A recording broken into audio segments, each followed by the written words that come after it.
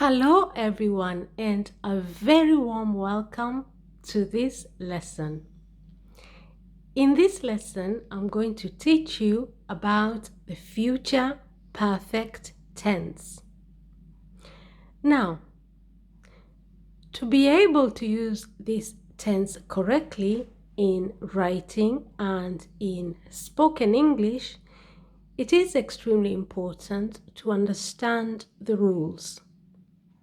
Once you understand the rules, then you should be able to apply them to use this tense correctly every single time. Now, rule number 1. Use this tense to talk about something that you're planning to do in the future which has a definitive end. So, we normally use this tense when you want to talk about something that you want to do in the future. You're planning to do something in the future, but it has a definitive time period during which you should have completed it. Okay, so you want to talk about your future plans. You want to talk about something that you're planning to do in the near future, which has a definitive time period. In other words, it is something that you're planning to do within a specific time period in the future. In other words, by that particular time, you should have completed doing it. Okay? Now, let us look at some examples of how to apply that rule. Examples 1 on the right. Example 1a. I will have cooked dinner by 6 o'clock. I will have cooked dinner by 6 o'clock. Now, in that example, the plan is cooked dinner by 6 o'clock. So I'm planning by 6 o'clock this evening, I will have cooked dinner. So that is my plan. The plan is to cook dinner. But the plan also has a definitive end. It has a time period during which I will have completed it. And that is 6 o'clock. So at 6 o'clock, I will have completed cooking dinner. Okay? Now, example 1b. Peter will have returned home in an hour. Peter will have returned home in an hour. So the future plan in that sentence is returned home in an hour. So Peter has a plan, something he's planning to do in the very near future, and that is to return home. And there is a definitive time period in an hour. So within an hour, Peter will be back home. Okay? Then example 1c. The doctor will have called you before your taxi arrives. The doctor will have called you before your taxi arrives. Now, in that example, what is the plan? The plan is that the doctor should have called before the taxi arrives. So you're sitting somewhere and you're basically waiting for your taxi. But before the taxi arrives, the doctor will have called you. So there is also a definitive end. There is a time period during which that action must have happened. And that is by the time your taxi arrives. So the doctor will call you before the taxi arrives. Okay? In example A, I will have cooked dinner by 6 o'clock. It means that at 6 o'clock, dinner will be ready.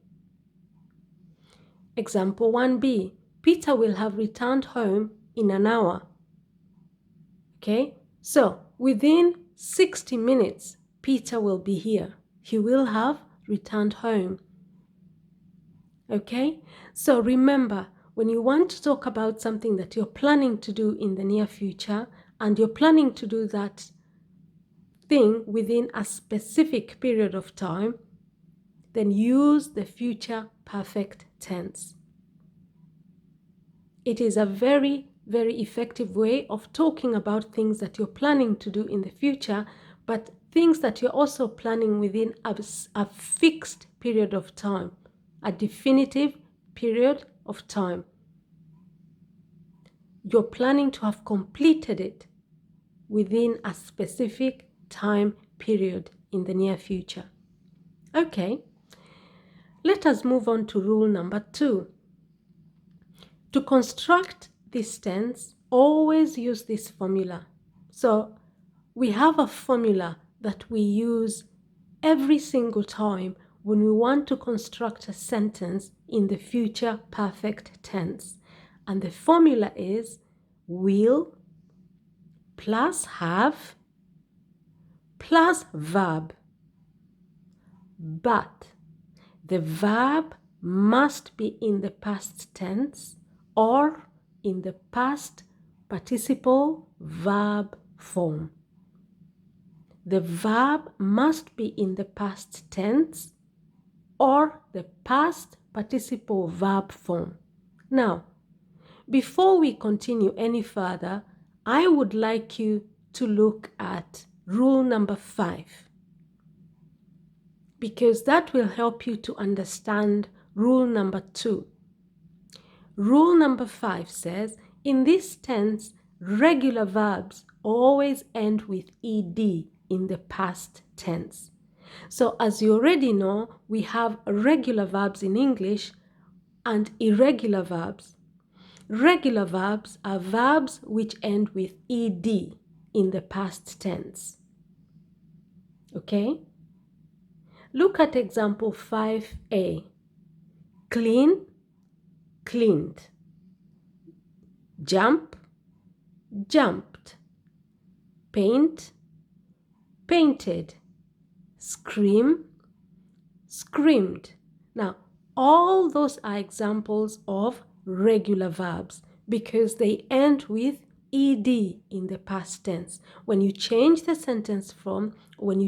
word from the present to the past tense, you simply add ed. Cleaned. You can see ed at the end. Jump. You have ed at the end of jumped. Paint. Painted. Scream. Screamed. So, when you're using the future perfect tense, always ensure that the verbs are in the past tense. Okay?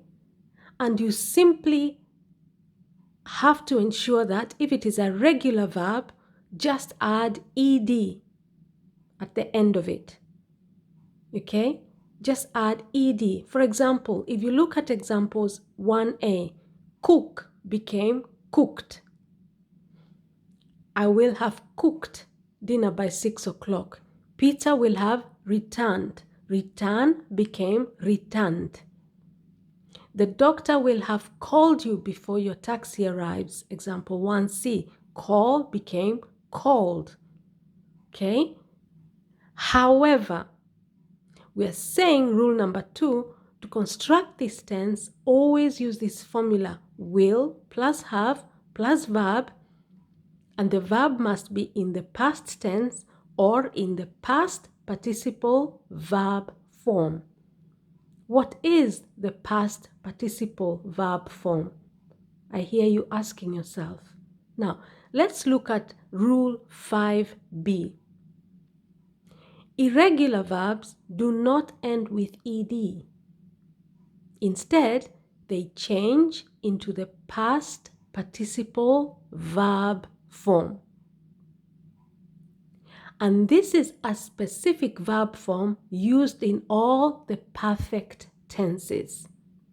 So in English, we have regular verbs.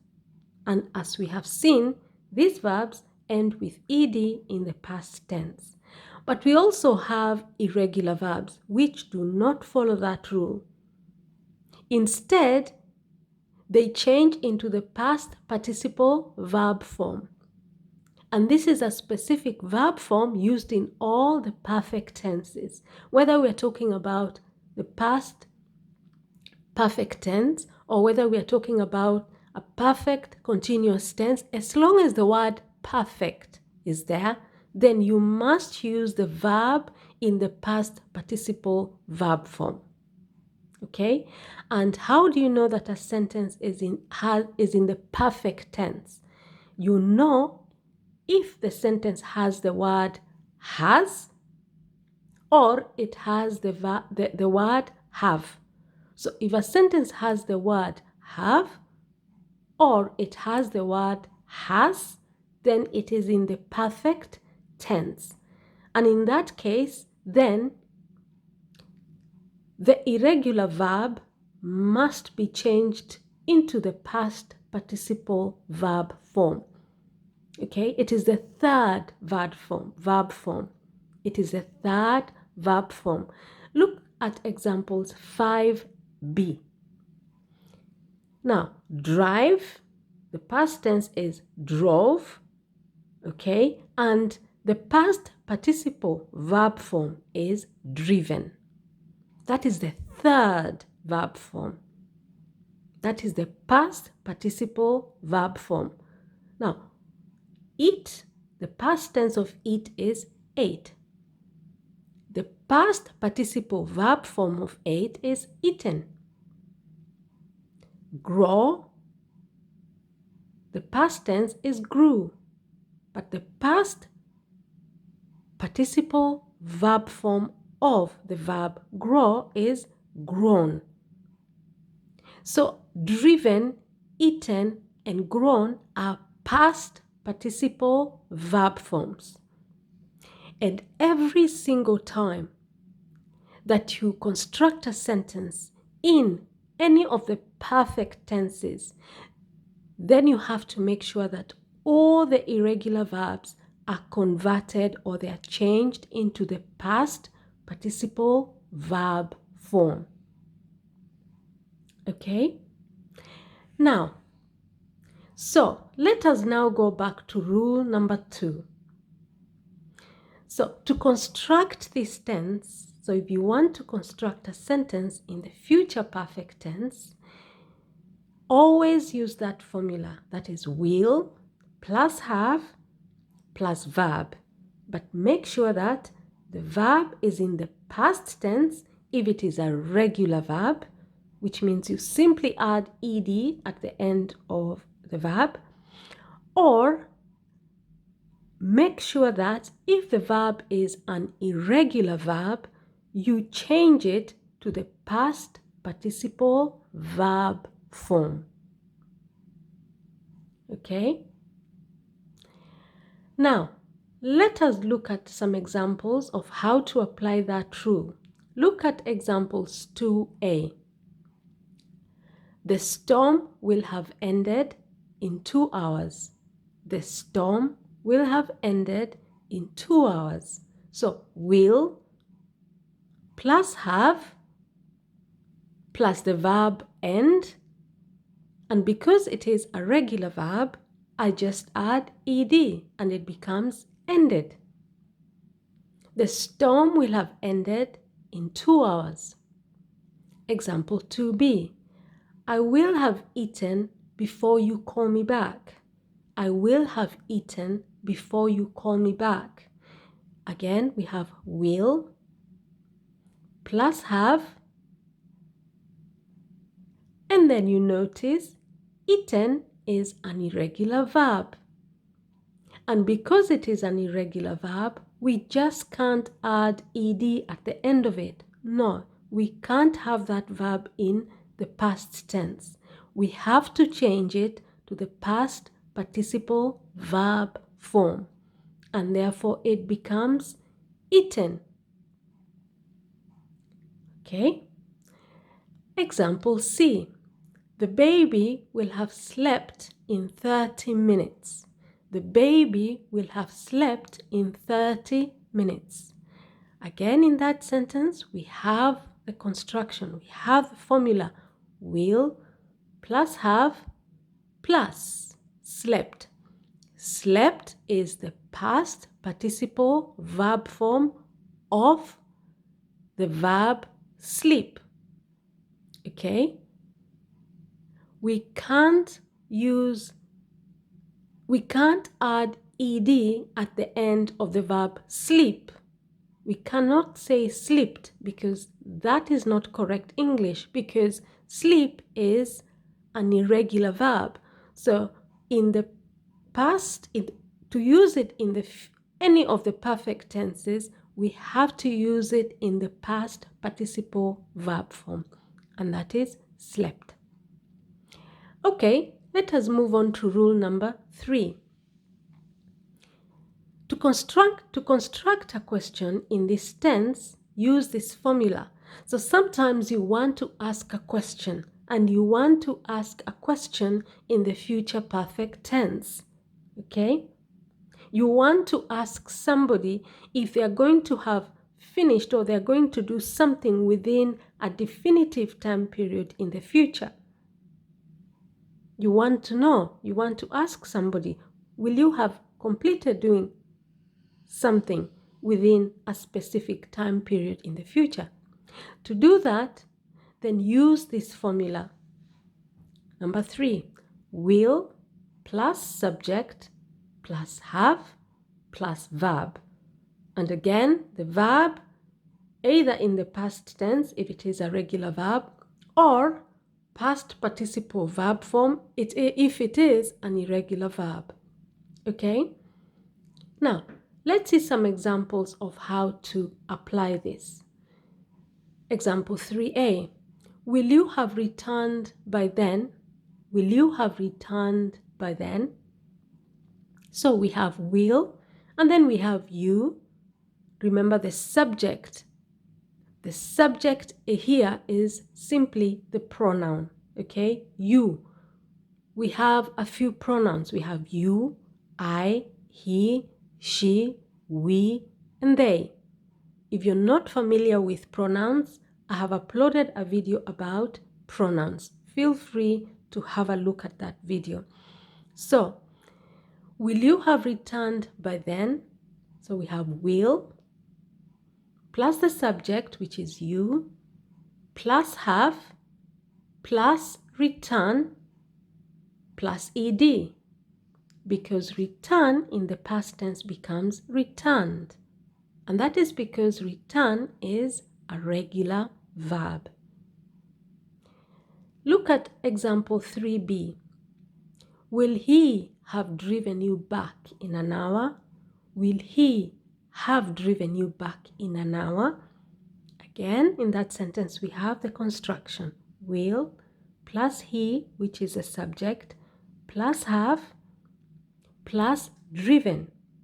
Now, is driven a regular or an irregular verb? What do you think?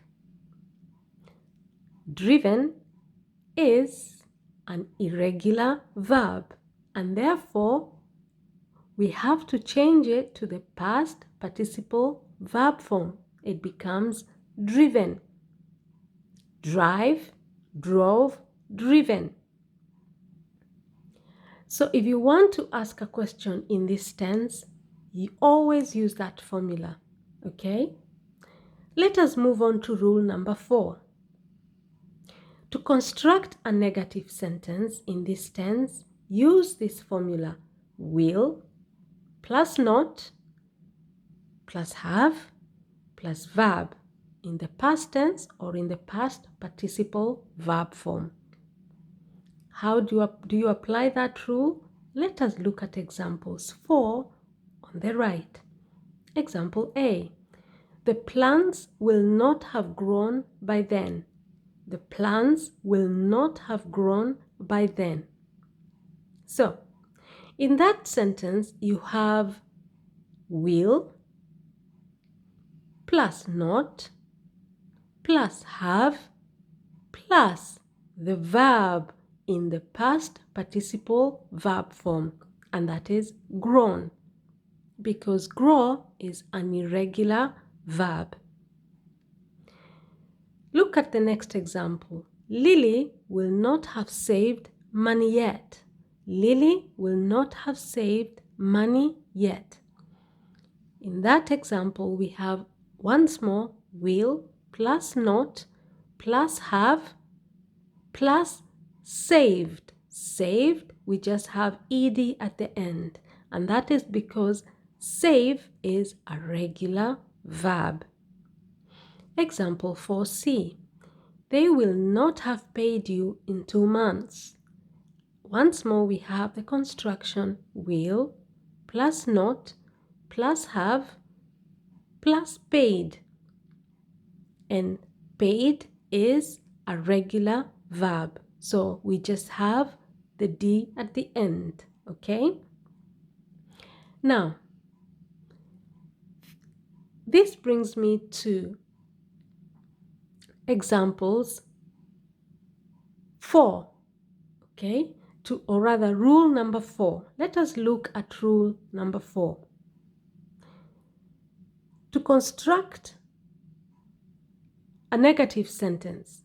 So, what we need to note here is, I just want to emphasize that to construct a negative sentence in English, you always use the word not.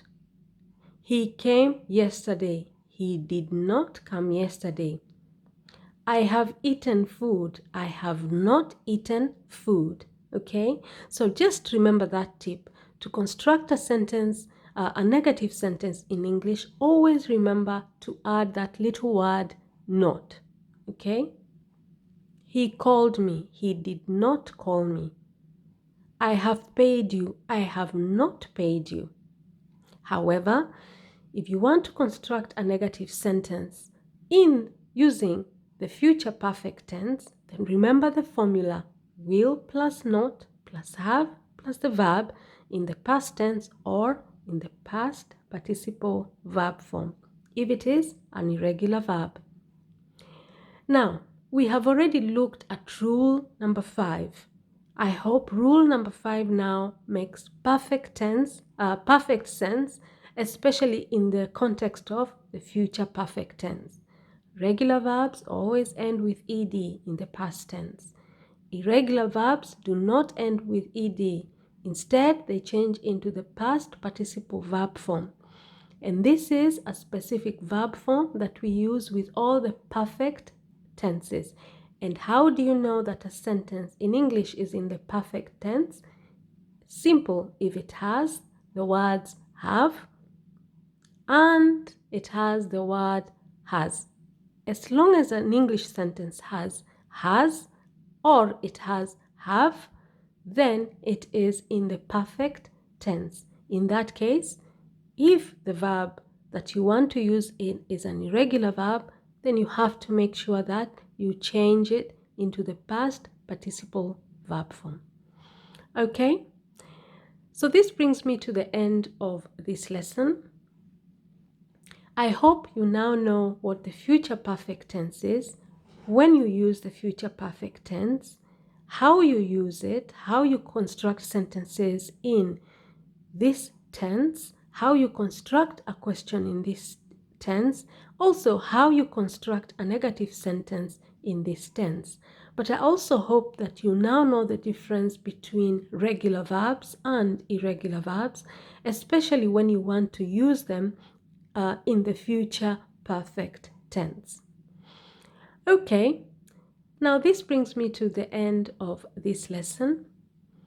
If you found the lesson informative, if you have learned something new, then subscribe to the channel, share this video with your friends and family, colleagues, and with anybody else who may need it. And also, give the video a thumbs up. Have you subscribed? Thank you. Now, I will see you in our next lesson. Bye-bye.